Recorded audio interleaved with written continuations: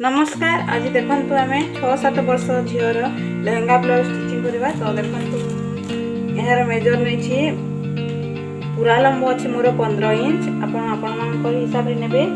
देखो चेस्ट अच्छी शोल्डर अच्छे। देखो एपटे 5.5 इंच आर्म होल अच्छे आमर 4.5 इंच।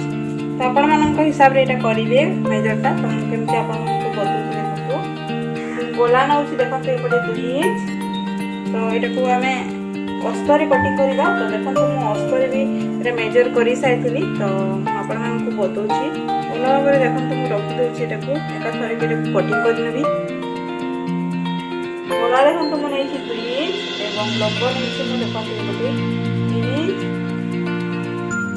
यहाँ को आम एमती करके सेप देखो ये टाइप तो आउ किसी कटिंग कर ना मत। तो देखो मुझे मेजर देखो मोर सामना गला यहाँ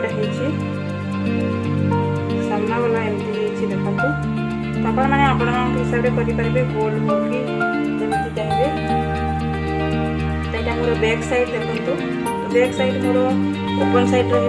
तो से करी डिजाइन गोलाटा को भी तलपटे भी नेबी 3 इंच मुझे देखो स्लीपिंग दे दूसरी। यहाँ को एमती 11 दिन गोल सेप देदेली। तापर एठू आम नवा तलक डिजाइन 10 इंच एपटे नौ देखो 2.5 इंच 2.5 इंच गार देली।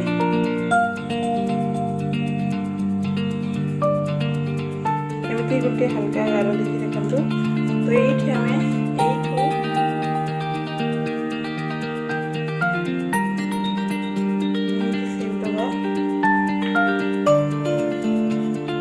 सेप देखिए देखो। एवं कटिंग करने फैब्रिक सहित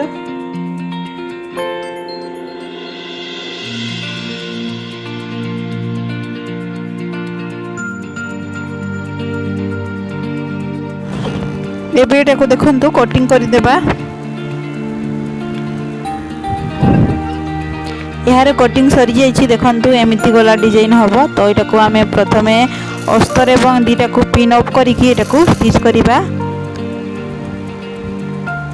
तो जमीती गलार सेप अच्छे सेमती मुझे को स्टिच कर दूसरी देखो।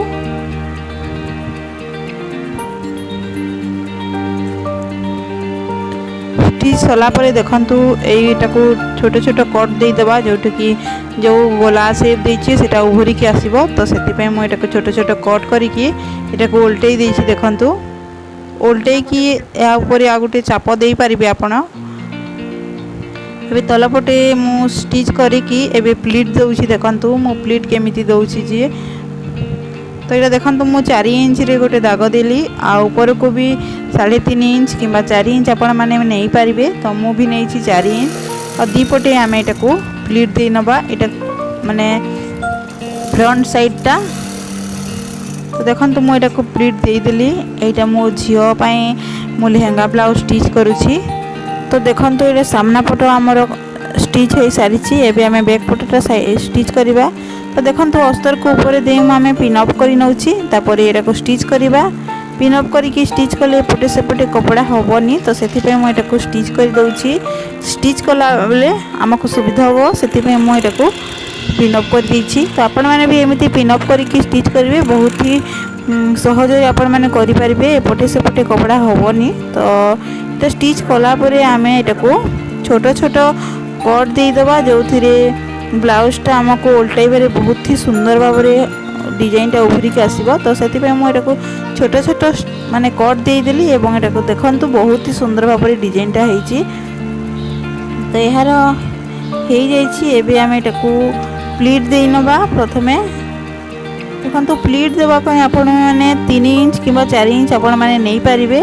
तो देखो मुझे नहीं 4 इंच 5 इंच एमती आपण मैंने से ब्लाउज रो साइज जानी कि आपण माने नहीं पारिबे। तो मु एटा नै छी 4 इंच, ऊपर पटे को मु नै छी 4 इंच। तो सेमिति करिकी आपण माने एटा को स्टिच करिवे।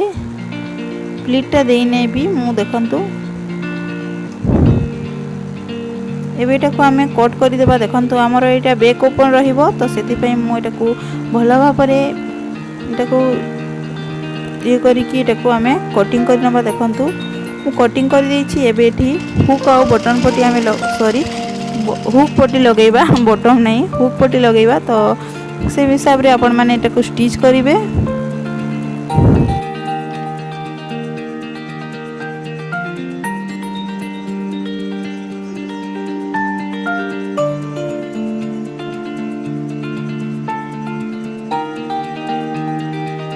तो देखो ये आमर हुक पट्टी हो जाइए। तो ये आम डिजाइन टाको एमती गोटे डोरी नहीं कि मुझे स्टिच कर देछि। देखो छोट डोरी नहीं कि एबे आम यहाँ को बटरफ्लाई लगेगा। तो देखो बटरफ्लाई मुझे केमती बनाऊँगी।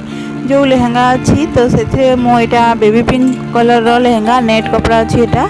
तो मुझे कपड़ा को लेकिन ये बटरफ्लाई बनैबी। तो देखो मुझे को डबल फोल्ड करके स्टिच कर देछि एवं उल्टै देछि। देखो यहाँ एमती यहाँ को उल्टे कि आपण मैंने बटरफ्लाई बन पारे। बहुत ही सुंदर देखा जाउथला ये बटरफ्लाई। आपण मैंने देखिपारे बहुत ही सुंदर भाव में ये बटरफ्लाईटा होती। तो आपण मैंने भी सेमती ब्लाउज रे जेमती मैच करथबो सेमती बटरफ्लाई बनाइबे।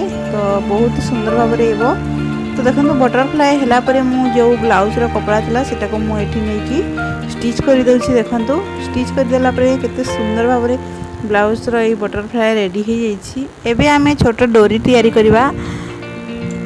तो देखो मुझे लगभग 3 इंच पाखापाखि हो। तो यहाँ को आम एमती हल्का ट्रायंगल शेप देकी यहाँ को स्टिच करवा। देखंतु एमती करके को शेप देछि एवं यहाँ को जो शेप दे स्टिच करनेली। एबे एक्स्ट्रा जो कपड़ा अच्छे से बाहर करदेबा आ यहाँ को उल्टै देबा ये डोरीटा को। तो आमर एमती 2टा डोरी दरकार पड़िबो। तो आपण माने चाहिए जो कपड़ा रे बटरफ्लाई बनै से कपड़ा रे बनैले बहुत सुंदर देखा जिवो। तो मो पाखरे सेमती कपड़ा नथिला आउ तो सेति पे मु एई कपड़ा रे ही बनै देछि। देखंतु बहुत ही सुंदर भाव रे एटा डिजाइनटा हबो। तो आमर 2टा बनै जाइछि। एबे बटरफ्लाई को एटी अटैच करि नबा। देखंतु एमिति अटैच कला परे आमे ब्लाउज एटा लगैबा। केते सुंदर देखा जाउछि आपण माने देखि पारुथिबे। एटा को अटैच करि नबा तापरे ए ब्लाउज रे आमे लगैबा।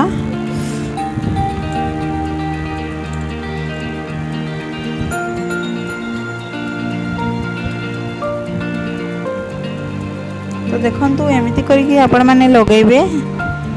तो यार डिजाइन आमर बैक साइड डिजाइन पूरा कंप्लीट हो जाइछि। तो एबे आमे दीपट साइड को जॉइन करि नबा। देखंतु आगो आ पछ पट को आमे जॉइन करि नबा। तापरे यार फिटिंग सिलाई करिबा। तो फिटिंग आपण मानक हिसाब रे आपण माने करिवे जति कि आपण मानक दरकार थिबो सेति करिवे। तो मु एटा को मोर मेजर करि नउछि। देखंतु